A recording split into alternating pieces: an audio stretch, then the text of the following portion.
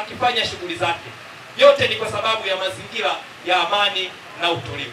Amani ikitoweka, hakuna mtu yoyote atafikiria kufanya shughuli yoyote ya kiuchumi. Amani ikitoweka, kila mmoja atatafuta kwa kukimbilia kwa ajili ya kuweza kuokoa kwanza maisha yake.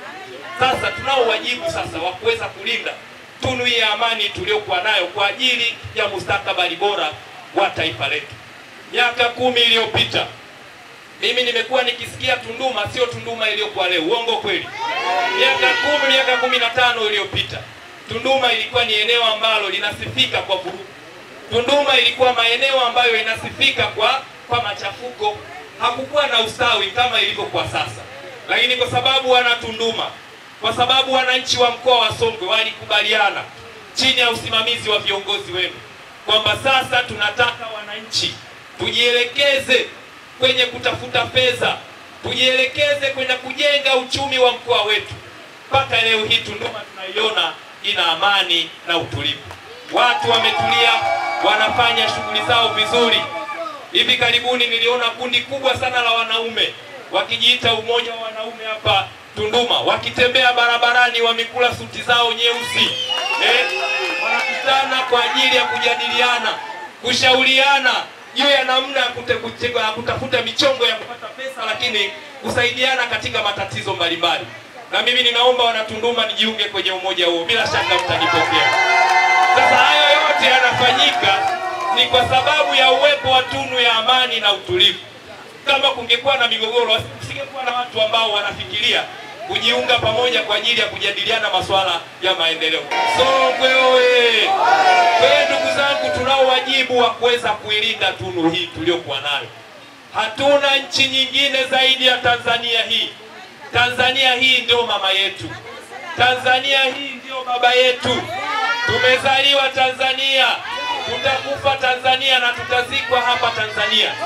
Lakini watoto wetu, wajukuu zetu wataishi katika nchi ya Tanzania.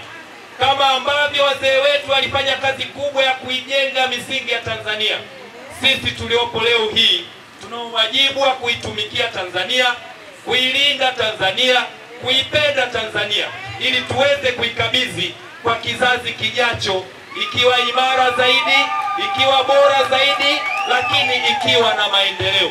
Lakini ili tuweze kufanya hivyo, manake lazima tushikamane, lazima tuwe wamoja, lazima tulinde amani yetu, lazima tulinde utulivu tuliokuwa nao.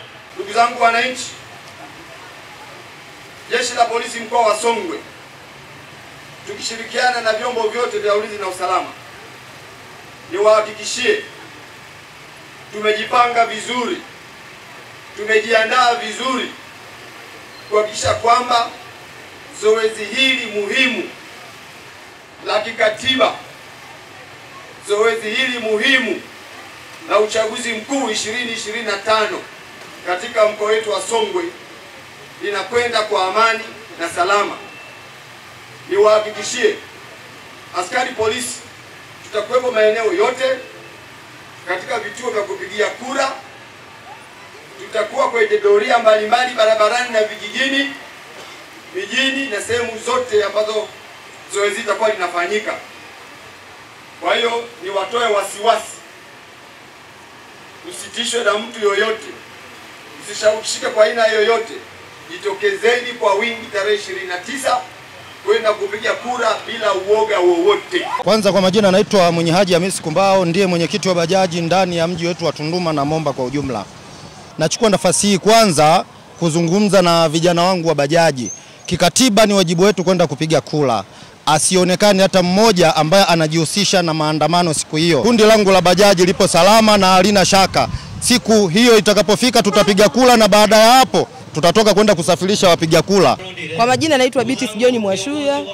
Kiukweli mimi ninaamini amani na utulivu utakuwepo kwa 100%, kwa sababu naamini Tanzania ni ya kwetu sote na Songwe ni ya kwetu sote. Ninategemea amani na utulivu utakuwepo kwa 100% Kiukweli sisi kama Watanzania tumejipanga kupiga kura na tumejipanga vizuri tu, na tunaomba uchaguzi uwe wa haki, na kama utakuwa uchaguzi wa haki tutakubaliana nao. Lakini habari za maandamano kiukweli sidhani kama ni issue ambayo itawezekana. Hiyo issue haipo na haitakuwepo. Kwa majina naitwa Timotheo Mkondia, lakini pia ni kiongozi wa bajaji katika halmashauri yetu ya mji wa Tunduma. Kwenye issue ya maandamano, nafikiri kwamba viongozi wetu, wadau mbalimbali wa maendeleo wamekuwa wakizungumzia swala nini? Swala la amani na kusisitiza amani katika nchi yetu. Wananchi wenzangu wa Tunduma pia nawasihi na kuwasisitiza kwamba tusiwe sehemu tusiwe chanzo cha kuvunja hii amani. Kwa vijana wa ACT hawajawahi kushiriki kwenye vurugu hata siku moja, na sidhani kama itatokea vijana wa ACT kwenda kuanzisha vurugu hata siku moja na kuandamana kwa vurugu. Vijana wa ACT hilo hawataweza kusimama kwenye vurugu hata siku moja. Na mimi pia nikiwepo kijana siwezi nikakubali vijana wakaamka kwenda kwa vurugu. Lakini naitwa Mr. Paulo Miwanga aka Magufuli, na ndio mwenyekiti wa bodaboda wilaya Momba, kwa maana ndio mwenyekiti wa vijana walio wengi. Wanaohamasishwa au vijana kwenda kwenye maandamano sio vijana wa Tunduma wala sio wilaya Momba. Kwenye upande wangu, vijana wangu wa wilaya Momba, maafisa usafirishaji watafanya kazi usiku na mchana. Kwa hiyo sisi tuna kazi ya bodaboda, kazi ya maandamano ni ya miaka iliyopita. Na tunaandamana kwa gharama ya shilingi ngapi? Nani anatupa hela? Kwa hiyo sisi tutapambana tukufanya kazi kama ilivyo kawaida. Mimi kwanza siwezi kusupport katika maandamano na siwezi kusupport katika mambo ambayo ni kinyume kabisa, ambayo kwa sababu nitakapokwenda kwenye maandamano, mimi ni kijana ambao najitafuta bado. Sasa je, maisha yangu yatakuweje? Vurugu ikatokea, je, watoto watakula nini? Wakati sisi maisha ya Kitanzania maana yake nitoke ndio nikatafute chakula. Sisi hatuna ajira za kudumu.